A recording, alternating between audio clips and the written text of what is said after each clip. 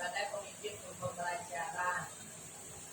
Ya. Ternyata di dalam mengambil keputusan itu, kalau kita biasanya langsung ya itu rupanya di dalam satu mengambil keputusan itu ada harus mempertimbangkan beberapa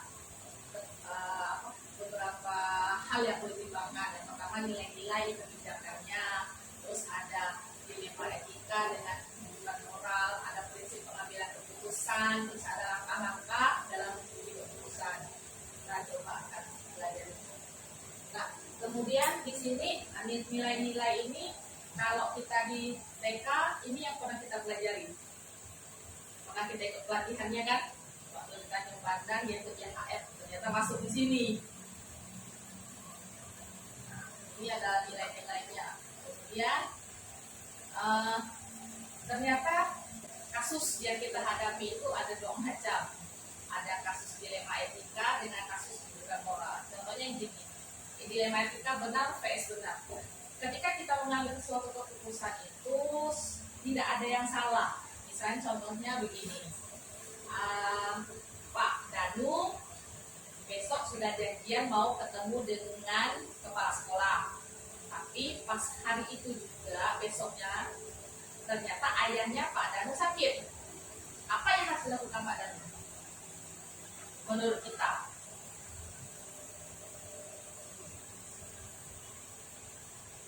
Pak Danu harus ketemu dengan kepala sekolah karena Pak Danu itu sebagai pengganti kepala sekolah yang baru. Nah, kemudian hari itu juga ayahnya Pak Danu sakit. Jadi apa yang harus dilakukan Pak Danu? Tetap ketemu di kepala sekolah, terjadi. Jadi bapaknya sakit tadi bisa minta tolong saudara itu bawa ke rumah sakit. Nah, kita setelah urusan Pak Danu kepala sekolah selesai, baru Pak Danu ke rumah sakit menemuin orang tuanya. Nah, itu benar. Pilihan itu tidak ada yang salah.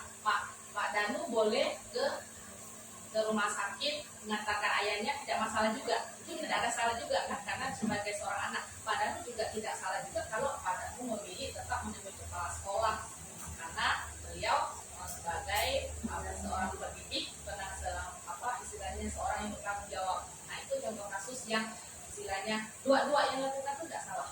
Terus yang satunya itu rujukan moral, itu benar salah. Berarti kalau benar salah berarti ada satu keputusan yang memang kalau salah ambil keputusan itu fatal.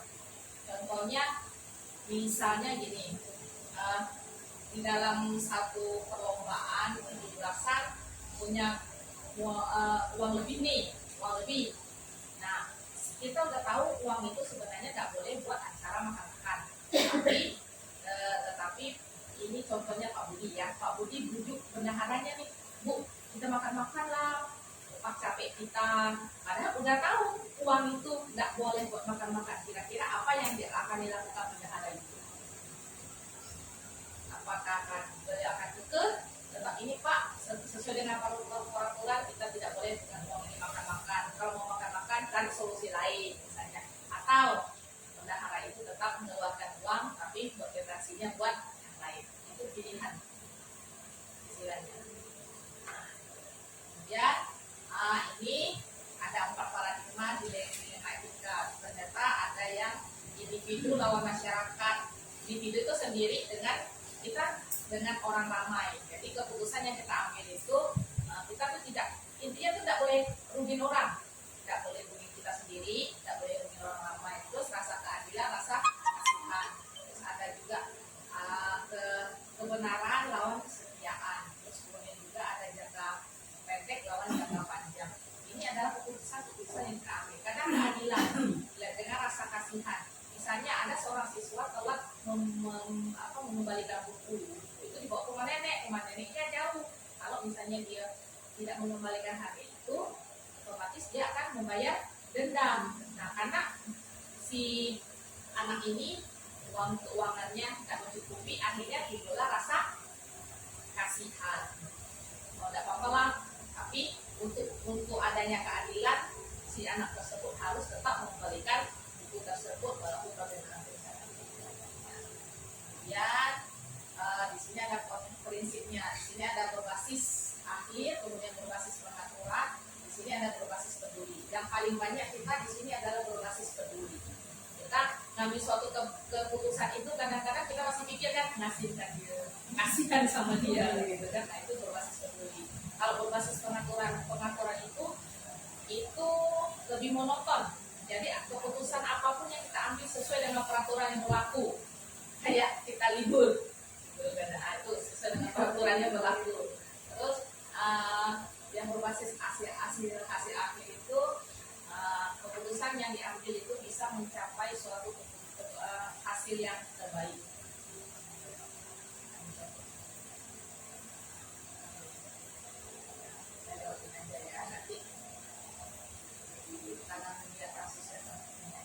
Nah, kemudian yang sebelum itu,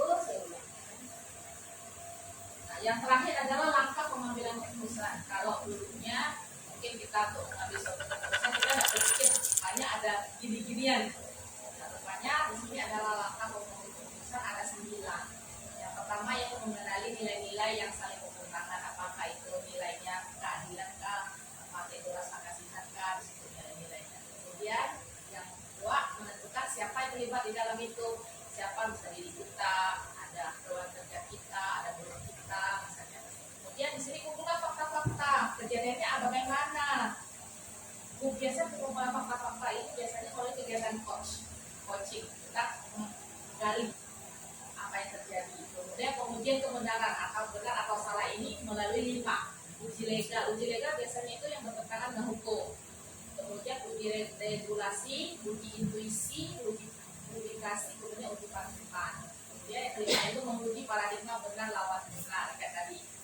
Kemudian prinsip resolusi yang saya jelaskan tadi. Kemudian di sini ada investigasi opsi dilema. Nah, di investigasi ini kemungkinan kita sudah memikirkan jalan keluar bersama teman kita, tahu-tahu ada jalan keluar yang lebih baik lagi, ada opsi lain, ada pilihan lain selain itu.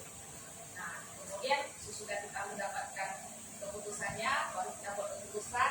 Nah, sesudah kita buat keputusan yang terakhir, kita lihat keputusan yang kita refleksikan. Keputusan itu menguntungkan orang kah atau merugikan orang kah? Pokoknya keputusan, intinya keputusan yang kita ambil itu harus saling menguntungkan. Jadi tidak ada yang dirugikan pihak manapun. Kita pihak anak-anak diuntungkan, dari pihak kita juga diuntungkan. Mungkin hanya sekian yang bisa saya sampaikan.